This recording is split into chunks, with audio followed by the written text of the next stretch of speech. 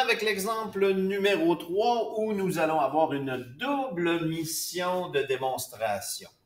Allons voir. Donc, on dit, montre que le quadrilatère ABCD suivant est un parallélogramme, mais qu'il n'est pas un losange.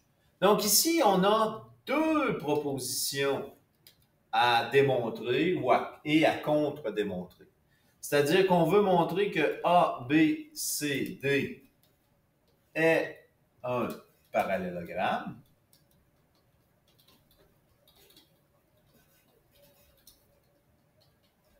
Et on veut montrer que ABCD n'est pas un losange. Bon. Ce qui fait que, dans ce cas-ci, on aura deux missions. Une démonstration pour la proposition 1 et de trouver une faille, de trouver un contre-exemple, de trouver un élément dans ma figure qui ne fonctionne pas.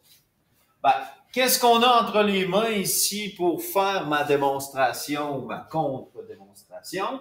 Ben, ce sont seulement les points dans le plan cartésien. Donc, si j'ai des points dans le plan cartésien, ben, c'est sûr et certain qu'on peut penser à nos différents outils de géométrie analytique.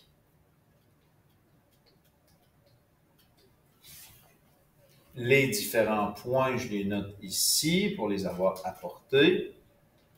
Donc, A, B, C, D. J'ai aussi le fait que c'est un quadrilatère, mais bon, je ne le noterai pas là parce que ce ne sera pas très utile dans ma démonstration. Donc, pourquoi je pointe vers les éléments de géométrie analytique? Ben, c'est sûr et certain que quand je fais une démonstration en géométrie analytique, puis je connais des points, ben, si je veux montrer qu'on a des perpendiculaires, j'ai A1 fois A2 égale moins 1. Des droites parallèles, ben, si j'ai les mêmes pentes. Puis sinon, ben, les fameuses distances, là, pour montrer si on a des mêmes longueurs, si on a des côtés qui sont isométriques dans mes figures. Alors, ben, si je reviens à ce que je dois démontrer, ben, il faut connaître les caractéristiques, justement, du parallélogramme et les caractéristiques du losange. Bon, un parallélogramme, quand on dit parallélogramme, on a certainement l'image là dans notre tête de ce que c'est. Mais bon, quel élément vient prouver qu'il s'agit d'un parallélogramme? Vous pouvez aller le consulter dans votre cahier d'outils, mais il faut avoir deux paires de côtés parallèles. C'est la condition minimale pour avoir un parallélogramme. Deux paires de côtés parallèles.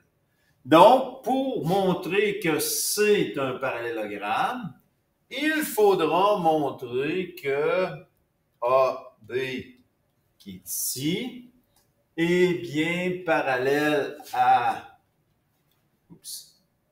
DC et que BC est parallèle à AD.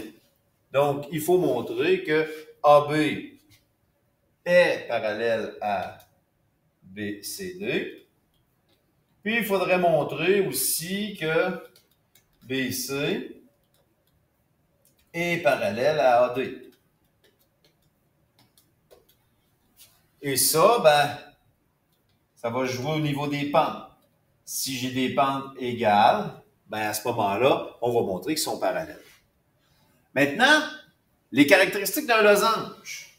Ben, un losange,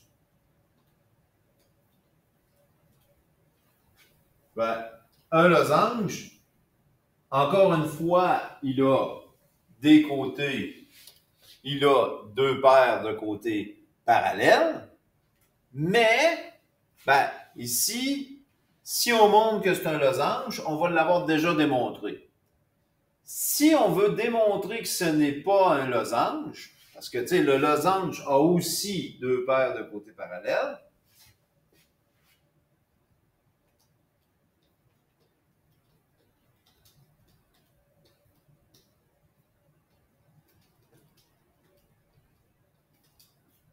Mais qu'est-ce qui le distingue? Hein? Qu'est-ce qui le distingue du parallélogramme? Ben, c'est qu'il a 4 côtés égaux. Donc, si je veux montrer que ce n'est pas un losange, je n'ai pas le choix de m'en aller de ce côté-là. Parce que un losange a 2 paires de côtés parallèles, mais en plus, il a 4 côtés égaux. Donc, ma faille que je dois trouver ne se portera pas du côté des côtés parallèles, mais plutôt du fait que les 4 côtés soient égaux. C'est ce qui distingue un losange d'un parallélogramme. Donc, on n'a pas le choix d'aller de ce côté-là, et c'est vers là qu'on va essayer de trouver notre faille. Est-ce que la mesure de AB égale bien la mesure de BC? Puis est-ce que ça égale bien la mesure de CD? Puis est-ce que ça égale bien la mesure de AD? Bon, on n'aura pas besoin de tout vérifier, mais si je trouve une faille parmi ces éléments-là, ben c'est sûr que je vais démontrer que ce n'est pas un losange. Je vais avoir trouvé mon contre-exemple. Ben, pour ça, ben, puisque je connais les coordonnées, c'est ma distance qui va me permettre justement de vous montrer ça. C'est sûr que ça va nous prendre un petit peu de chance, mais bon, on verra. Peut-être qu'on est chanceux. Alors, ben, on va y aller en premier avec notre fameuse démonstration. Donc, on veut démontrer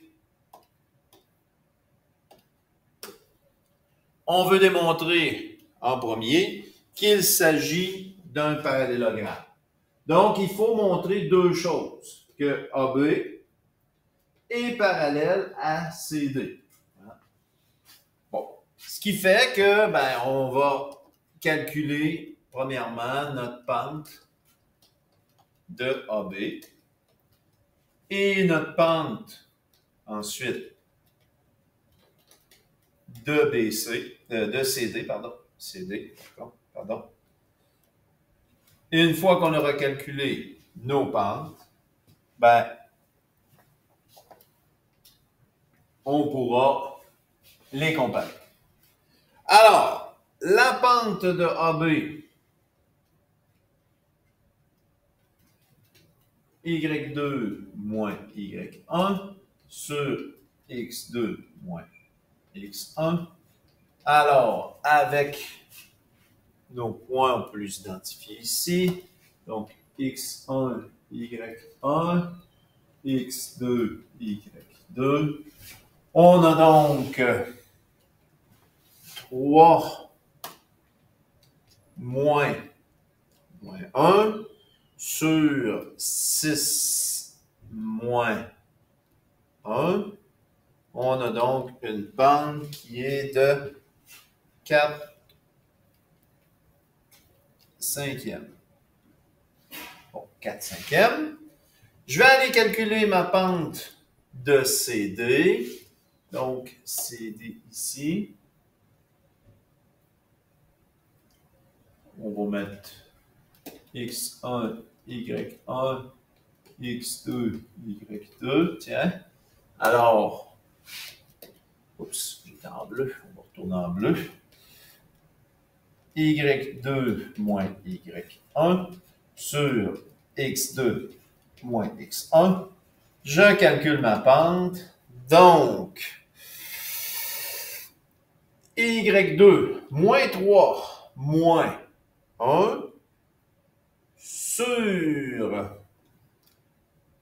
6 moins 11. Ça nous donne donc une pente de moins 4 sur moins 5, donc qui est équivalent à 4 cinquièmes. Ce qui fait que A1 égale A2, ce qui fait que 4 cinquièmes est égal bien à 4 cinquièmes, ce qui fait que AB est parallèle à CD. Maintenant, il nous reste notre autre paire de côtés parallèles. Pour montrer que c'est un parallélogramme, il faut montrer que BC est parallèle à AD, hein, mes deux autres côtés. Donc, si je retourne ici, donc que DC, AD ici sont parallèles. Donc, encore une fois, on va refaire la même stratégie. On va aller calculer notre pente.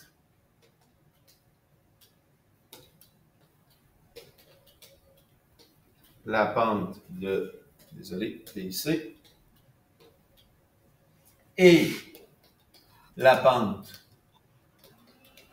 de AD. Et une fois qu'on aura calculé nos deux pentes, on pourra comparer, voir s'ils sont de même valeur. Donc, A1, encore une fois, Y2 moins Y1 sur X2 moins X1. Donc, ma pente ici, je vais aller prendre mes deux autres points. Donc, on veut calculer entre B et C, B et C. Donc, on va garder les nomenclatures qu'on a là. Donc, Y2, Y1. Donc, 3 moins 1 sur 6 moins 11. 3 moins 1 sur 6 moins 11. Donc, ici, ma pente est de 2 sur moins 5, donc est égal à moins 2 cinquièmes. Je vais aller calculer ma pente de A2, AD.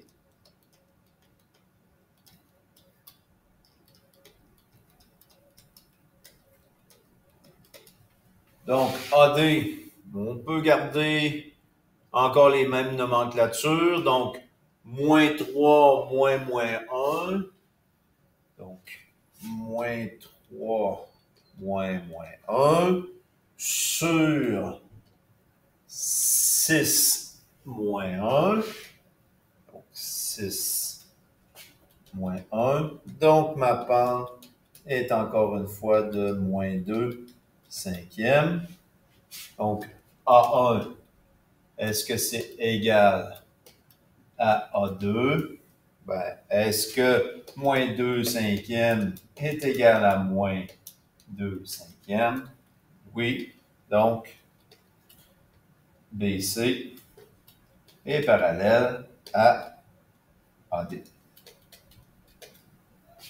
Ce qui fait que puisqu'on a deux paires de côtés parallèles, ben, deux paires de côtés parallèles, A, B, C, D, est un parallélogramme.